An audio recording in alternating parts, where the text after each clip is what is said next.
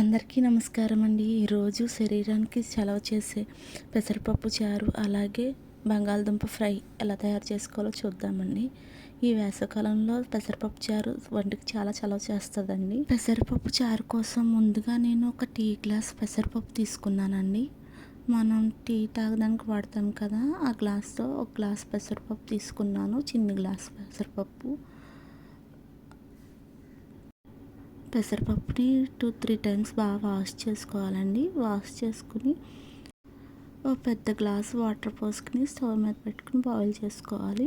నేను ఒక glass water పోసి బాయిల్ చేస్తున్నాను. మనం పెసరపప్పు చారులోకి కావాల్సిన ఆనియన్స్ అవి కట్ చేసుకోవాలి. నేను మీడియం సైజ్ ఆనియన్స్ 2 తీసుకున్నాను. ఒక టమాటో తీసుకున్నాను. అలాగే 4-5 పచ్చిమిరపకాయలు కూడా తీసుకున్నాను. ఇవి ఇప్పుడు ముక్కలుగా కట్ చేసుకోవాలండి.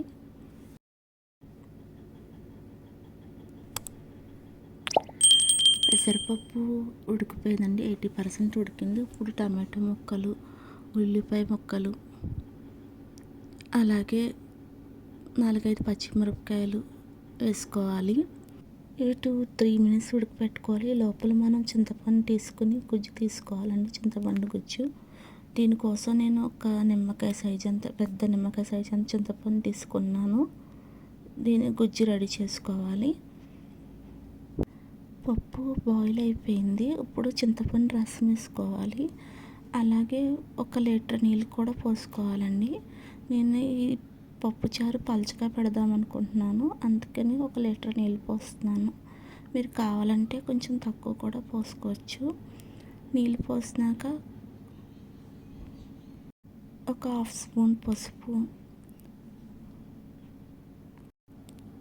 సరిపడా ఉప్పు, అలాగే ఒక 1/2 స్పూన్ కారం వేసుకోవాలండి.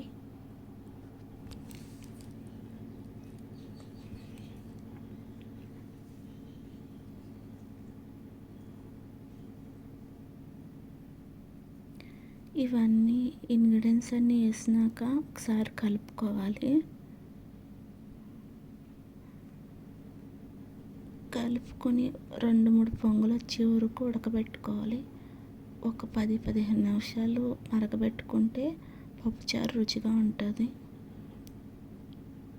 ఇప్పుడు పెసరపప్పు చారు కోసం తాలింపు సిద్ధం చేసుకుంటున్నాను. దీనికోసం ముందుగా గిన్నెలో కొంచెం ఆయిల్ పోసుకోవాలి. 10-15 వెల్లుల్లి రెబ్బలు వేసుకోవాలి. అవి బాగా ఫ్రై చేసుకోవాలి. లైట్ బ్రౌన్ కలర్ వచ్చే వరకు వెల్లుల్లిపాయలు ఫ్రై చేసుకుంటే పప్పుచారు టేస్ట్ చాలా బాగుంటుంది. సో గోల్డెన్ కలర్ వచ్చే వరకు ఫ్రై చేసుకోవాలి. ఇప్పుడు జీలకర్ర, ఎండుమిర్చి వేసుకోవాలి. అలాగే కొంచెం కరివేపాకు కూడా వేసుకోవాలి. ఇప్పుడు బాగా ఫ్రై అయ్యే వరకు ఫ్రై చేసుకోవాలి.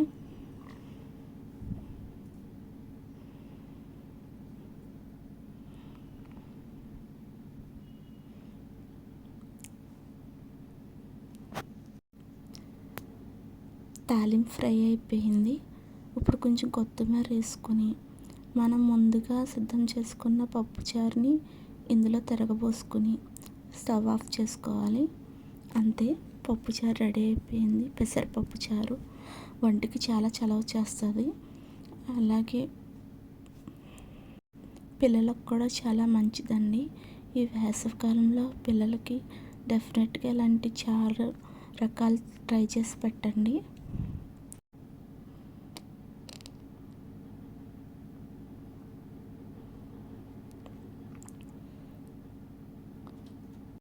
ఇప్పుడు బంగాళదుంప ఫ్రై ఎలా పెట్టాలో చూద్దామండి. దీనికోసం నేను 3/4 కేజీ బంగాళదుంపలు తీసుకున్నానండి. ముందుగా ప్యాన్లో ఆయిల్ పోసుకుని తాలింపు దినుసులు వేసుకుని ఫ్రై చేసుకోవాలండి. ఇవి వేగుతున్నప్పుడే కొంచెం కరివేపాకు కూడా వేసుకుని ఫ్రై చేసుకోవాలి. ఇప్పుడు మనం ముందుగా వాష్ చేసుకుని ఉప్పు నీటిలో పెట్టుకున్న బంగాళదుంపలు ముకుట్లో వేసుకోవాలండి. వేసే ముందు ఒక 1/2 స్పూన్ పసుపు వేసుకొని ఒకసారి అలా కలుపుకొని బంగాళదుంపలు వేసుకుంటే బంగాళదుంపలు మూకుడికి అంటుకోకుండా చక్కగా ఫ్రై అవుతాయి. ఇప్పుడు బంగాళదుంపలు వేసినాక మంటని హై ఫ్లేమ్లో పెట్టి బంగాళదుంపల్ని ఒక 2 మినిట్స్ వరకు ఫ్రై చేసుకోవాలి. అలా ఆపకుండా అలా కలుపుతూ ఫ్రై చేసుకుంటూ ఉండాలి.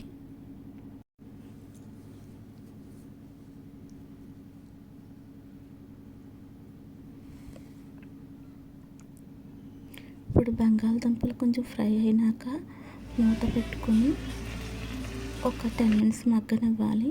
ఇప్పుడు బంగాళదుంప చూస్తే 80% వరకు కుక్ అయిపోద్ది మనకి. ఈ స్టేజ్లోనే మనం కొంచెం సాల్ట్ యాడ్ చేసుకోవాలి. సాల్ట్ యాడ్ చేసుకుని మళ్ళీ హై ఫ్లేమ్లో పెట్టి ఒక 5 మినిట్స్ అలా తిప్పుతూ ఉండాలి.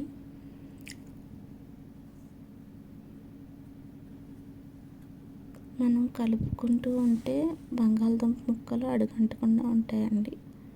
సో ఒక 5 నిమిషాలు అలా కలుపుకుంటూ ఉండాలి. ఒక 5 మినిట్స్ తర్వాత బంగాళదుంపలు చూసారా ఫ్రై అయిపోయింది. ఇప్పుడు 1/2 స్పూన్ ధనియాల పొడి, ఒక 1/2 స్పూన్ జీలకర్ర పొడి యాడ్ చేసుకొని అలాగే కొంచెం కారం కూడా యాడ్ చేసుకుని ఒక 2 మినిట్స్ ఫ్రై చేసుకుంటే బంగాళదుంప ఫ్రై రెడీ అయిపోద్దండి.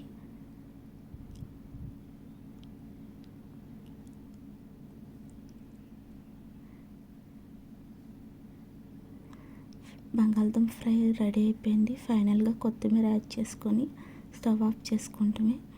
ఇప్పుడు బంగాళదుంప ఫ్రై రెడీ అయిపోయిందండి. కనుక ఈ వీడియో నచ్చితే ప్లీజ్ లైక్ చేయండి, అలాగే సబ్స్క్రైబ్ చేసుకోండి ప్లీజ్ అండి.